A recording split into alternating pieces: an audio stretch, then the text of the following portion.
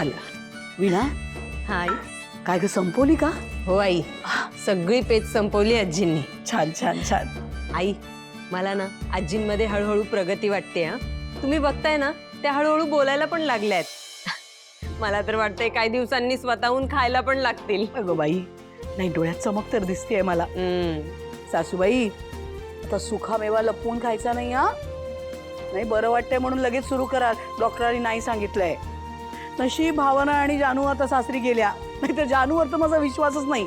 सासूबाईंना बरं वाटतंय म्हटल्यावर अगदी देवळातला प्रसाद आणून पण खाऊ घालेल. खरं. काय काय झालं? अरे कळेल असं बोल. काय म्हणतोयस? काय झालंय? हा, फुलांच्या मोठी ऑर्डर आली. पैसे पण आले. 20,000 रुपये. केवढी मोठी ऑर्डर. तुझं कौतुक करावं तेवढं थोडं आहे बघ. अभिनंदन भाऊजी. अरे देव तुला उदंड यश देऊ दे. भाऊजी, फक्त पाया पडून जमणार नाही. हा, पार्टी पण द्यावी लागणार आहे. हो हो, तेही करू. काय रे? अरे हा, फोन मध्ये पैसे फोन मध्ये आलेत म्हणून फोन माझ्या हातात ठेवतोयस. कसा रे तू? आपण एक गंमत करूया. आपण ना या फोनचं औक्षण करूया. फोनचं औक्षण? आई, अगं आता पैसे पाकिटात येतात तेव्हा पाकिट देवासमोर ठेवतो ना आपण. मग आता फोन मध्ये पैसे येतात ते करूया. ये ये ये, सांगते, ये ये. आजी, आपण पण जाऊया.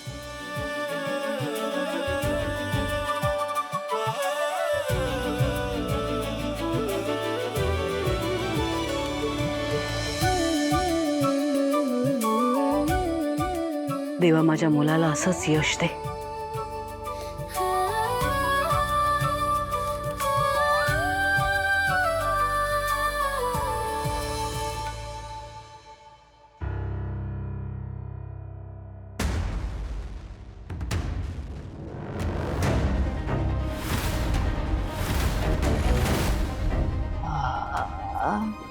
जानू, तू डोर आतून अनलॉक केलास का?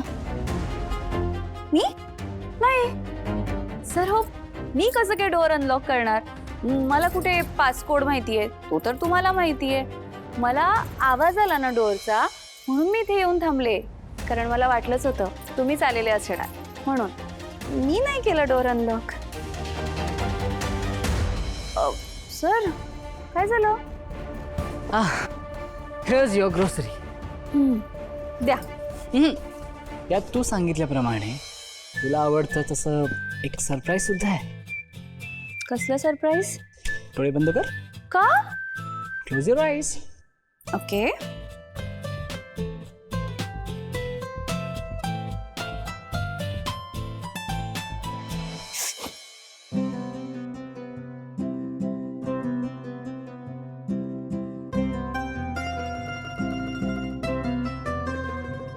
जय sir, this is not done. तुम्हाला काय वाटलं सरप्राईज फक्त तुम्हीच देऊ शकता?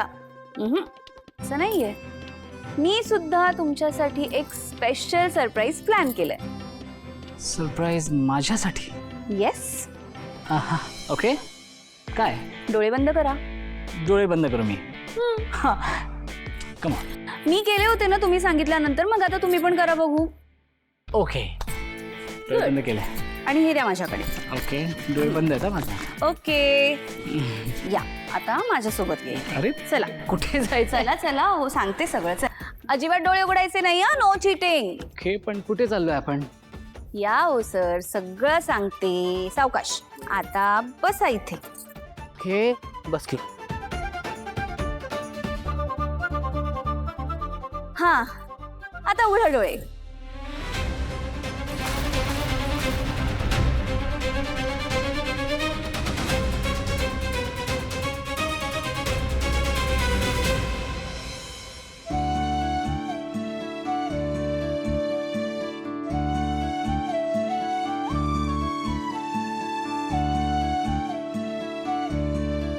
काय पण कौतुक चालली आहेत या वेंकीची. आज काय याचा वाढदिवस आहे काय जे त्याला ओवाळत आहेत? आईचं पण ना नेहमी नेहमी अति करते. हे काय सकाळी सकाळी परत आलात तुम्ही इथे? तुम्हाला सांगितलं ना एकदा की जानूचं लग्न झालंय, आता तुमची इथे गरज नाहीये म्हणून. या तुम्ही. मी माझ्या घरात आलोय, कळलं ना?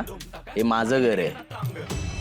बाबा, आजी कलियुग कलियुग म्हणतात ते हेच आहे बहुतेक. नाही, आधीची लोक कसं शब्द दिला की पाळायचे, पण आजची लोक शब्द दिला तरी पाळत अजिबात नाहीत. हे म्हणाले होते ना सगळ्यांसमोर की आई बाबांनी माझी स्वतःहून माफी मागितल्याशिवाय मी या घरात पाऊल ठेवणार नाही. मग आता परत परत कारण काढून कशाला येतं इथे? वीणा, अगदी बरोबर आहे तुझं. आता शपथ घेतली आहे म्हटल्यावर ती पाळायला तर पाहिजेच ना. काय घरात असला काय उत्सव चाललाय? एवढा काय पराक्रम केलाय या व्यंकीने जे त्याला एवढं सगळं ओवाळतायत? संतोष, तुझ्या दृष्टीनं याने पराक्रमच केलाय. तुला माहित नाही म्हणून सांगतो, याच्या ॲपवर याला एक ऑर्डर मिळाली आहे.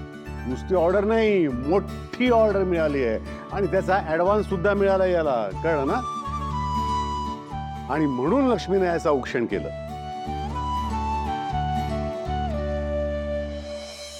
हे घ्या.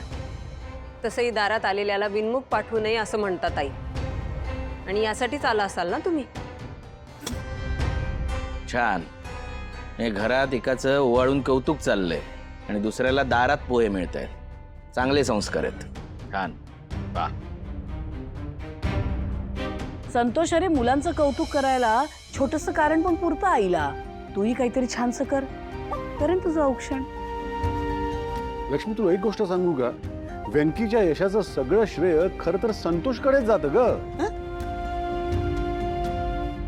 मला का? अरे का काय विचारतोयस? विसरलास का तू? मागे तू व्यंकीचा अपमान केला होतास, याला घालून पाळून बोलला होतास की हा कसा ऐतखाऊ आहे, आमच्या जीवावर जगतोय, हे सगळं बोलला होतास ना तू. आणि त्याच वेळेस तूच आम्हाला सांगितलं होतंस रे की तू जरी याचा भाऊ असलास ना तरी तू याला काहीही मदत करणार नाहीस. आठवतंय ना? अरे त्यामुळेच तर व्यंकीनं स्वतःच्या पायावर उभा राहण्याचा निर्णय घेतला, स्वतःचा व्यवसाय सुरू करण्याचा निर्णय घेतला. अरे आरतीच्या साथीने याचा आत्मविश्वास वाढला, व्यवसाय हळूहळू मोठा होत गेला. आणि आज बघ, व्यंकीने आरतीनं सुरू केलेल्या छोट्या व्यवसायाचं मोठ्या वटवृक्षात रूपांतर झालंय आणि एवढ्या ऑर्डर्स मिळायला लागल्या त्याला. कुठल्या मुहूर्तावर आलोय काय माहित. आल्यापासून नुसते टोमणेच ऐकावे लागतायत. ते आयुष्यभर आम्ही टाचा घासून पैसे कमवायचे आणि हा बधीर एका ऑर्डरवर आईबाबांचं कौतुक मिळवणार. काय बोलताय ना, सगळं ऐकलंय मी. आणि तसंही व्यंकी भाऊजींनी खूप कष्ट केले, त्यामुळेच यश मिळाले त्यांना.